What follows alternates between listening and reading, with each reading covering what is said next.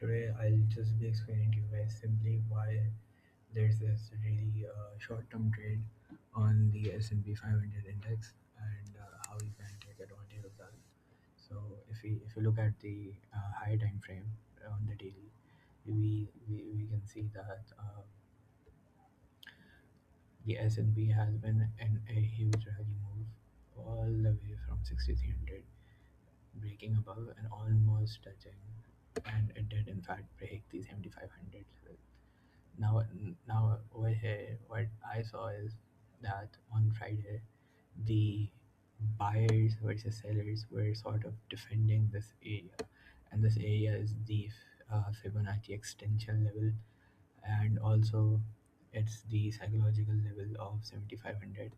And over here, you can see that this was not defended, and we got this uh, really bad candle, which definitely means that the selling pressure is on.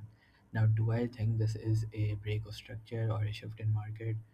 No, I don't think so. That's the case. However, market is quite overextended at the moment. So that's what I thought, that we can have a very short-term trade in this. So here's why I'm shorting the index for today. You have, when we go to the lower time frame, you basically can see that there are all these levels which are support. However, there's this major top over here as well as around here, which is where I'm expecting the index to come at. And right now you can see it's kind of making lower highs and lower lows, right? So lower high here and then a lower low right around here, and then a lower high above here, and it's just been retracing, which is healthy for the market. So this would I assume be the lower high, lower low, and then this is the lower high where there's an FVG area formed. So there are two ways of playing this. Right, this is obviously major support, and this would be a break of structure if we look at it from here, right?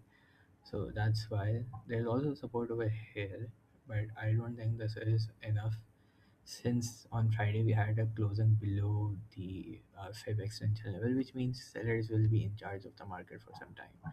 So here's how I would play this. I would try to short it, even if I do short it at the current market price. Uh, I would keep my stop loss above this zone, the lower high, and I would extend it all the way to here around 7285 to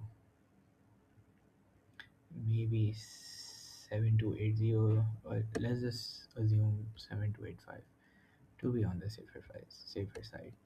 So the risk to reward is not great on this. Um, However, this is a very reliable setup and something which is quite easy to achieve. So let me just mark it. Yeah. So these are your targets, and you may short from anywhere, or you can wait on a closing below this, but stock will have trouble over here, then here, before it eventually comes down. Now this is a good area uh, for you to look at, and you may also do your buying over here. But at the moment, I am seeing the bears being more in control than the bulls, and that's how we can take advantage of it.